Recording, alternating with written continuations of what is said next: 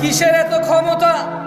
উষ্টা খেলে নখ ভেঙে যায়, গাড়ির নিচে পড়লে পিষে যেতে হয়, পানিতে পড়লে ডুবে যেতে হয়, ছাদ থেকে পড়লে দুমড়ে মুচড়ে যেতে হয়, আগুন লাগলে পুড়ে যেতে হয়। আমরা এত দুর্বল মানুষ, কিসের এত আমাদের ক্ষমতা?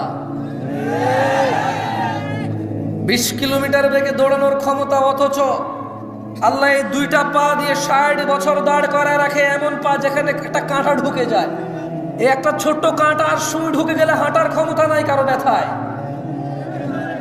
এত দুর্বল মানুষকে কে সোজা সাবলীল করে হাঁটায়? তাহলে ইবাদত কার হবে? উনি সালাতে ডাকলে ঘুমায় থাকার ক্ষমতা ওনার বান্দাদের আছে? যারা ঘুমিয়ে থাকে তারা কি কৃতজ্ঞ নাকি অকৃতজ্ঞ?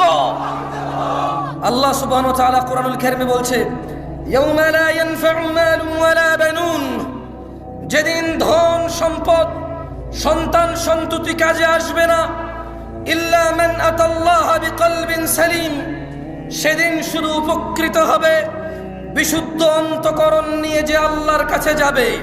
সিগারেটখোর, মদখোর, জুয়ারি, নেশারি, মারামারি করা লোক, দুর্নীতিবাজ, ঘুষখোর, সুদখোর, মিথ্যাবাদী, মিথ্যুক, নাচ গান করনেওয়ালা, এদের হৃদয় বিশুদ্ধ?